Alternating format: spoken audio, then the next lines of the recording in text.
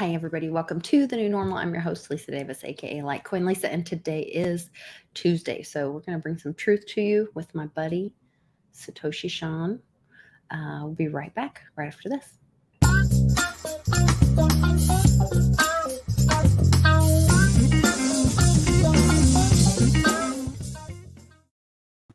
How's it going, Sean?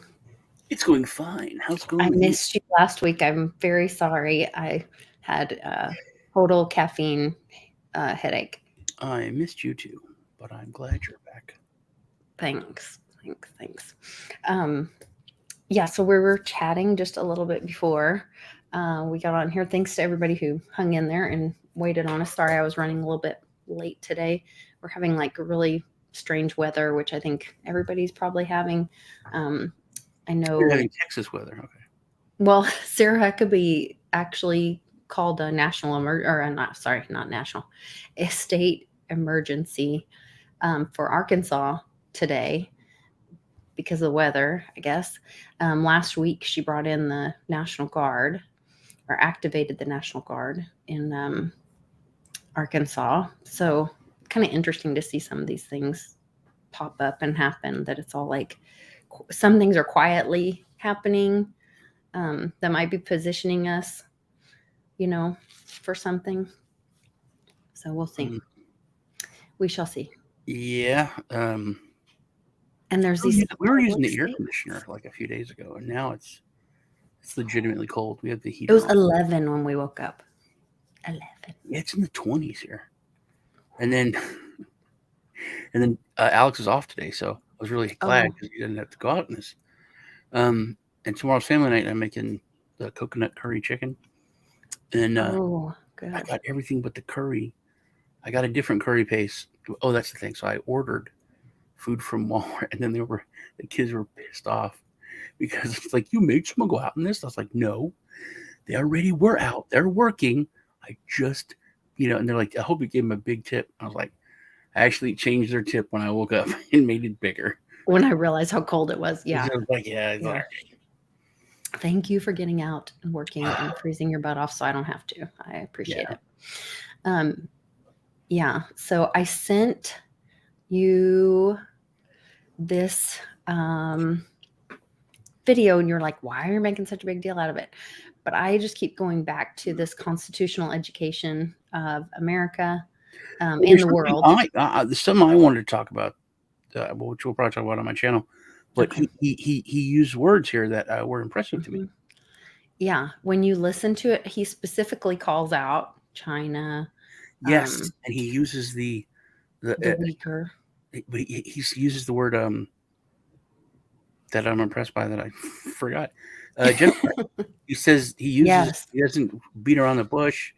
He straight up says the word genocide, which I was like, whoa.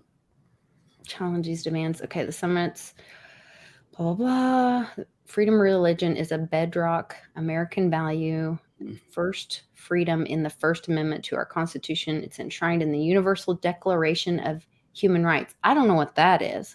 Is there a Universal Declaration of Human Rights? That's in capital letters. Yeah. I didn't realize that. Computer, what's the Universal Declaration of Human Rights? The Universal Declaration of Human Rights is an international document adopted by the United Nations General Assembly that enshrines the rights and freedoms of all human beings. Drafted by a UN committee chaired by Eleanor Roosevelt, it was accepted by the General Assembly as Resolution 217 during its third session on December 10, 1948 at the Palais de Chaillot in Paris. 1948. By Eleanor Roosevelt? Eleanor Roosevelt in 48. That's wild. That is okay. Just after. Good to know. Yeah. After the big war. Yeah. Okay, the right to think and worship in their own way, to follow conscious, inextricably, to assemble. So many rights that we hold dear. The right to express ourselves freely, to assemble peacefully, to participate fully in society. To participate fully in society. What have these lockdowns done to us? Yeah, I would just say remember, they have infringed on our First Amendment. I'll never forget when it was Tucker Carlson. I was so proud of him because there's no journalists anymore, and he was talking to the governor of New Jersey. The governor of New Jersey, not a bureaucrat, or well, he's a bureaucrat, but not a secretary, or not even the lieutenant to the governor, the president of New Jersey. And you know how Tucker Carlson does this. When I was a financial advisor, I used to, in any kind of sales I ever did, I used this technique I called the Columbo effect.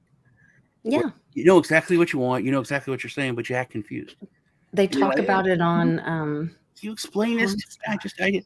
And he always does this, and he was like, I'm just wondering, so people they can still go to bars, and it's okay to go to the to like a liquor store, and then he throws in like grocery store this, but it was liquor store and bars is what he was really wanting to hit. And it's like, but you can't go to church. You go to church on Sunday. He's like, right, okay.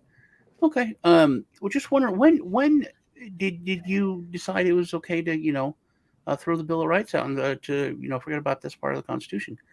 And I remember the governor of New Jersey, he literally said this was his answer. That's far above my pay grade. I don't make that decision. He was talking about I was like, he's talking about his own emergency orders, his own orders in his own states, in his own orders. Why he is not allowing people to go to church, but they could go to bars and to liquor stores. And I was like, that. How do they think they could get away with saying stuff like that? And it was just the dumbest thing ever. Oh, it's way above my pay grade. You're the governor. It's oh well. That is insane. But that's what I was thinking when you're talking about the freedom to assembly and to participate in society. It's I feel, participate fully in society. I feel a shifting. I feel the pendulum swinging back, but I know you're going to be negative. Worse to this week, worse than ever. I am so assured of our doom and gloom that I know we're all going to die. And but isn't that's great? Then we'll all be in heaven together. Yes, it'll be awesome. I was thinking about this, that I always say this. People always say, you don't learn from history, don't repeat it, and they repeat history. I think we've been here before. You look at the past, World War II, and there's always something every bunch of years, every like 100 or so years, where there's a massive culling of people, and I think we're coming up on it. And then I was thinking more just tinfoil hat stuff. Just throw this out there real quick, because I heard the way some things were said by those elites. How with all the conspiracy theories of plastics and fluoride and all these things that have lowered testosterone and fertility and all there's that. A thing about orange juice having it's confirmed that this Simply orange juice, I can't remember what it's called, I sent it to Amy, has been confirmed to have BPA's in it, which is that bad plastic. Well, but no one can argue the fact that birth rates are monumentally down. Yeah. No, I heard something the other day that like, you know how you have animals that are almost extinct or whatever, or that are extinct, that the human race could be considered an endangered animal. So that's undeniable. 1 of 4 or less than 1 of 4 couples are able to have babies. I heard some of the Davos people were talking about how using migrants or refugees to bolster those countries and to bring the birth rate up, so to bring them into the gene pool, so they're thinning them in the bad countries that have all the problems, have all the disease, and they're dying there, and then they're pulling from that stockpile and bringing them to the first world countries, and then sprinkling them here. So they're getting rid of people here and then they've already gotten rid of so many people here through the long game with lowering birth rate, and now they're engineering everyone around. So there's like less people here. We bring some people over here. It's like a chess game. It's just it's almost obvious. And they were saying it in Davos. They were talking about how they're using refugees to do that when it comes to the birth rate and to Interesting. it was just we're gonna have a reset. We're gonna have a blow up. We're gonna, and I know that but I think evil is in control. I think evil is 100% winning. I think good will win in the end. Okay, But just like it always does. Like it God always willing. does, but it's always a terrible time afterwards. And then the good guys are in control, and then you have the 50s and the 60s, and there's great prosperity. And then slowly it starts going downhill and downhill. People forget. But now we have Bitcoin, so that history won't be or could be protected. We have blockchain.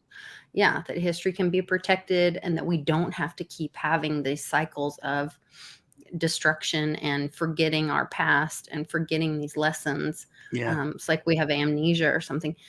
Speaking of Davos, they made an announcement that they launched their universal digital payment network.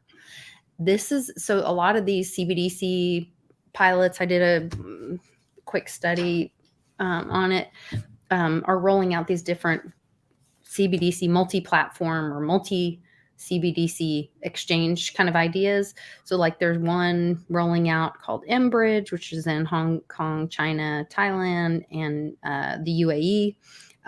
The first one that I could find was this Project Jura, Jura. And it rolled out with the Bank of France and the Swiss National Bank, but that ended up failing. So, this is all in Cliff Heights data, that the stuff that they'll fail. That one didn't continue. Then there's Project Dunbar, which has Australia. The Bank of International Settlement is participating with the central banks of Singapore, Malaysia, South Africa, and Australia. Now, all of those were just doing exchanges with CBDCs. I found like and there's another one. Russia's launching one the first quarter of this year. Their biggest problem is, getting around all the sanctions. And their most likely first partner is going to be China or whatever. So anyway, really interesting. But so then Davos launches this one, and it's the only one that I've found that is targeting interoperable stable coins and CBDCs.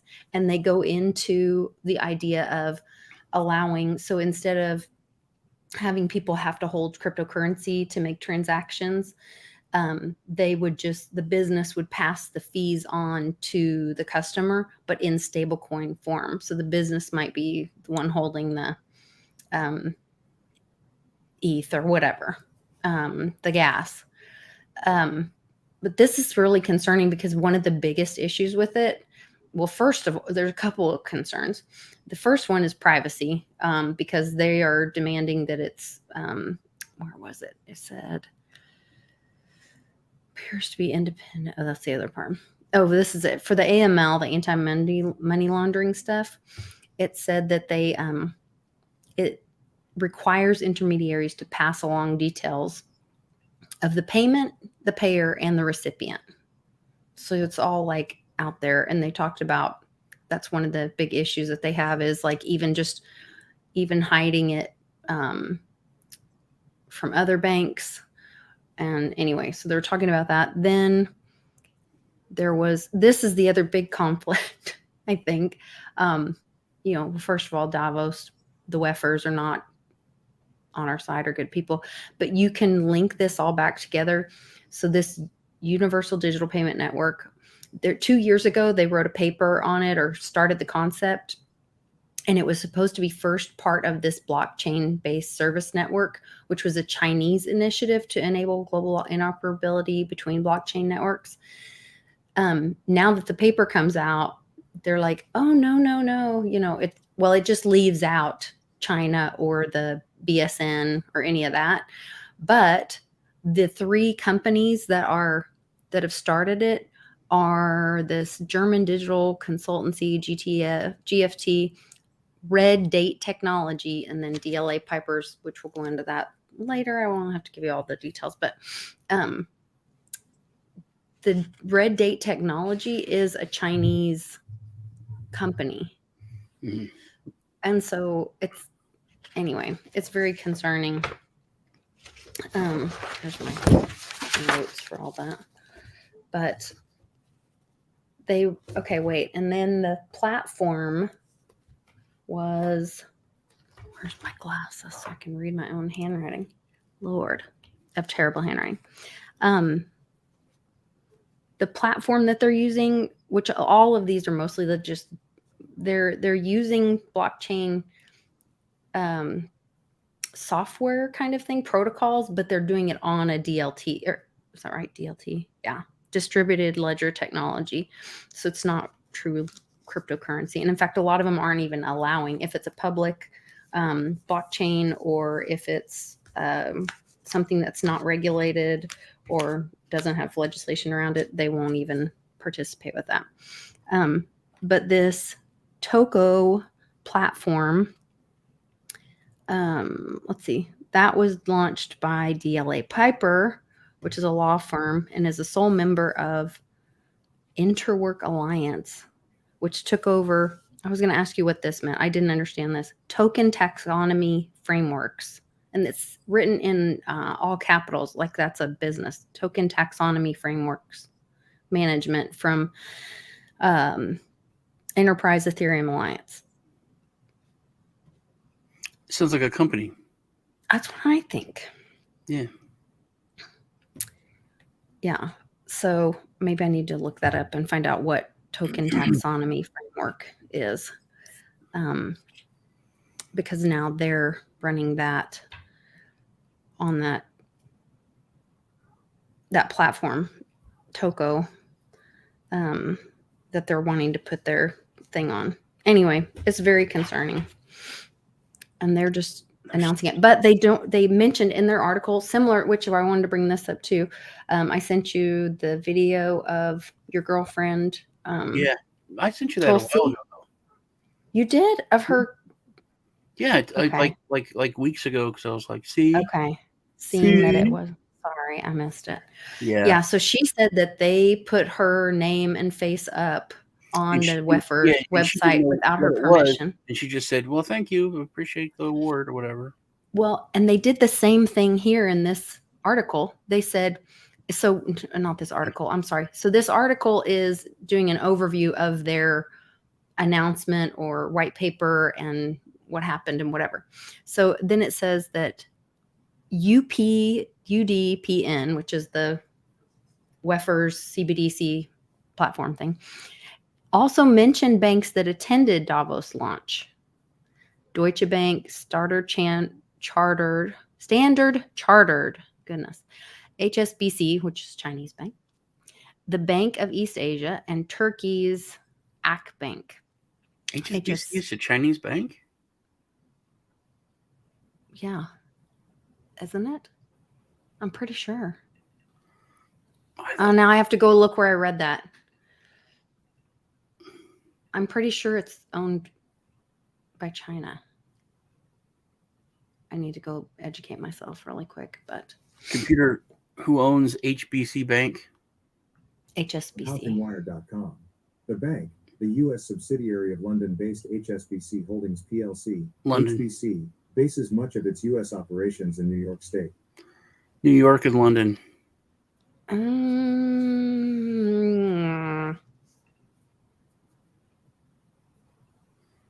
Yeah, I thought it was a U.S. one. I thought it was like even connected to Bank of America. Hong Kong and Shanghai Banking Corporation Limited is what HSBC means.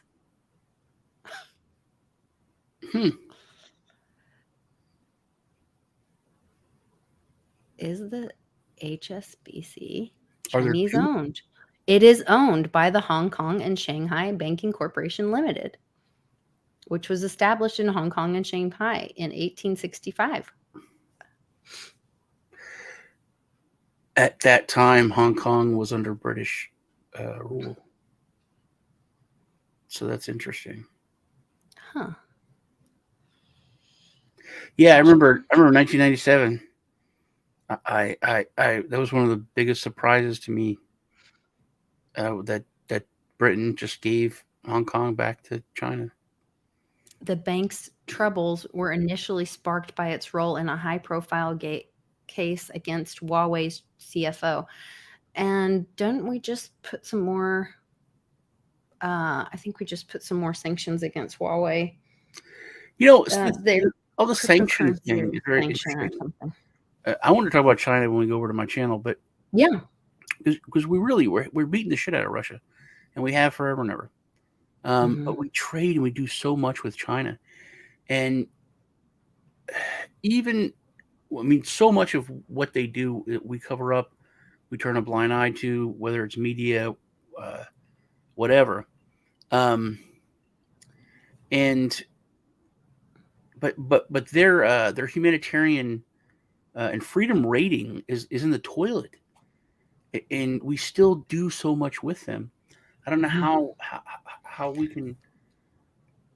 Well, I think this is bringing to that point. So all of our meds are or most of our meds, I won't say all, most of our meds, it's my understanding, are sourced out of India, but manufactured in China, where they could add stuff to it. Look what's happening with the chickens. Why are they not laying eggs? Look what's happening with all the what happened with Pfizer and the Veritas stuff.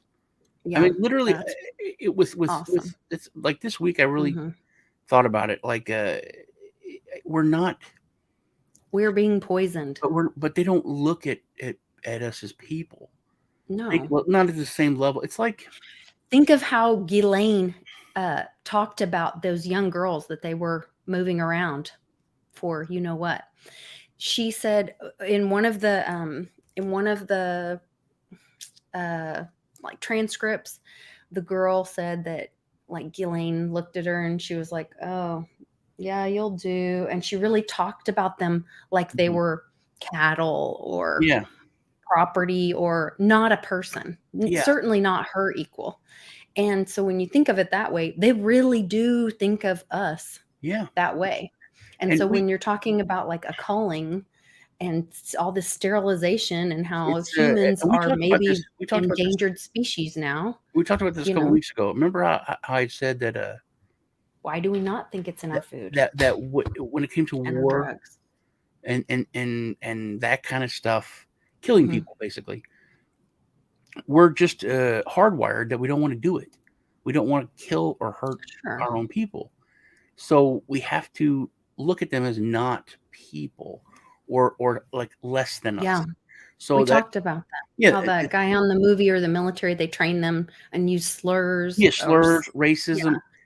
Anything, and then like dehumanize people. The Indians, it's because they were savages. There's certain words where they're like us, but they're not quite us. And that's how you can explain it to a kid. That's how you can. They're not like us. They're better than an animal, but they're not like us. And I think that's how they look at just. But I don't understand how you can think that, how you can be intelligent and then think that about people. Well, because it's not really, I mean, there's some weird, like, satanic you've got to have something like that stuff where they really think that, okay, so this is that they think that Satan is the fallen angel or whatever, and that he is over all the earth, and if they worship him, then they're doing his bidding, and it's just their burden to take care of the animals and all the less than, but they see themselves as like part of these like fallen angel things or whatever. This was me and one of me and Ben's. I was telling you and Westwood, like, I don't want to eat octopus because I think they're that so they're smart. like they're closer to me. and I'm not a vegetarian or vegan or anything, but I feel like they've gotten too close to my level to where I don't feel comfortable eating them. And if pigs weren't so disgusting, I wouldn't eat them, because they're smart and they're friendly and all. So it's just, Supposedly, yeah, they're really smart. so it's a it. I don't understand the way these people operate their minds. Wouldn't we all eat so differently if we did live on the farm and look those animals in the eye and see how they're cared for? And like, we'd all be eating goat because they're dumb and they run all over the place. And anyway, like chickens, they're not. Yeah. Chickens, I'm fine with eating. Yes. Yeah, but they can be friendly. I've learned, but they're not not don't affectionate. ask Mom. They're not very affectionate. So we should all be eating cats then. They're not very affectionate. No. You disagree. Well, I'm with you. My cousin's got chickens, and they can be friendly, and but they're not like even cats. Cats are like kind of assholes, but they can be affectionate sometimes. Thank you. Not to me. But anyway, well, let's jump over to your channel and talk some more stuff about China. Really? Okay. Yeah. Okay. Right. Love y'all. Remember to hit the like We'll button, and I'll see Yeah. you all over on my channel in a minute. Bye. See you guys there.